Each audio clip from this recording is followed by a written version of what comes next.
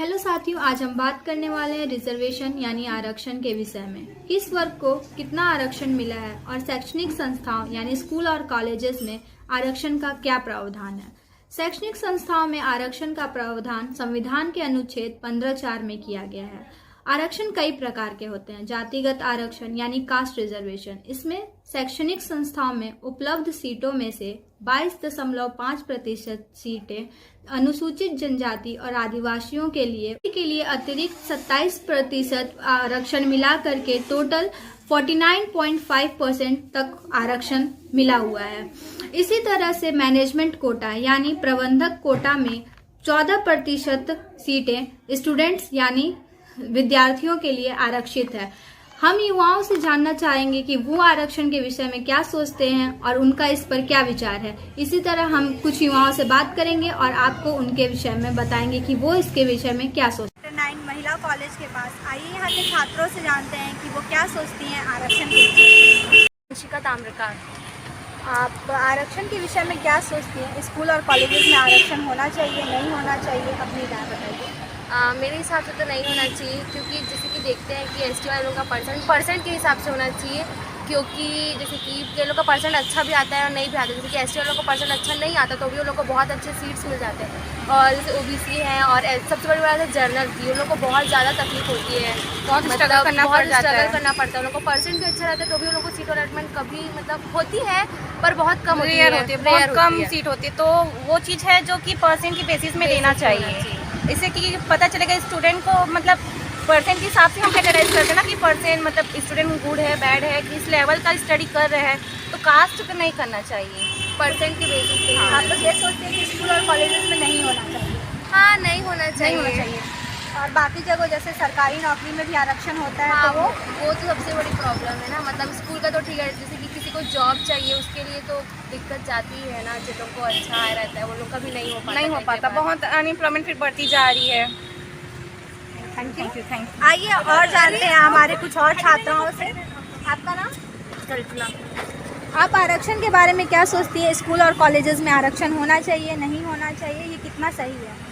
मेरे ख्याल से सब नहीं होना चाहिए, क्योंकि सब बच्चों का इक्वल राइट होता है स्टडी के रिगार्डिंग। तो है ना, हर बच्चों को इक्वली ट्रीट करना चाहिए, वो ऐसी हो ओबीसी हो कोई भी हो, मतलब इक्वली मिले तो ज़्यादा अच्छा होगा। जिससे ना जैसे कुछ भी चीज़ हो रहा है तो उसमें सब काबिलियत के हिसाब से उसको चांस मिलेगा, उसको मतलब अपॉर्चुनिटी मिलनी चाहिए।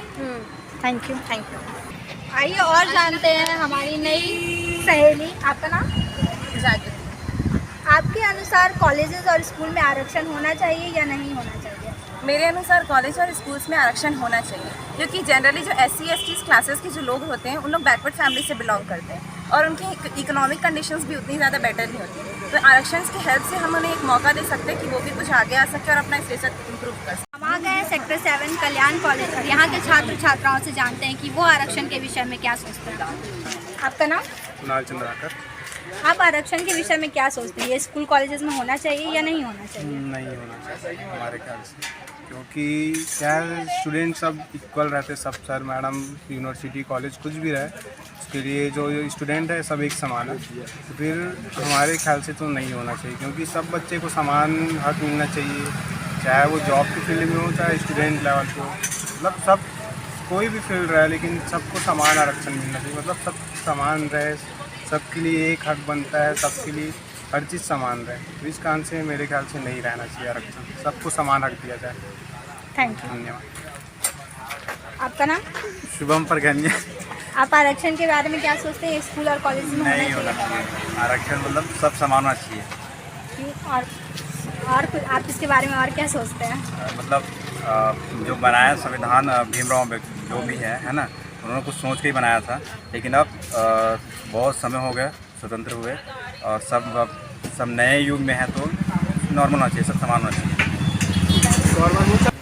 और ये भी बात है कि जब भीमराव अम्बेडकर जी ने संविधान बनाया गया था ये आरक्षण को देखकर, तो फिर उन्होंने ये भी कहा था कि जिस दिन हमारे देश की राष्ट्रपति कोई आदिवासी महिला रही, तो फिर ये महिला या पुरुष आदिवासी रहे, तो फिर उसको देखते हुए आरक्षण को सब समान कर दिया जाएगा। लेकिन बन चुकी है आदिवासी महिला राष्ट्रपति, लेकिन फिर भी अभी तक ये तो देखने नहीं मिला है हम लोग को अभी तक छत्तीसगढ़ में हमारे।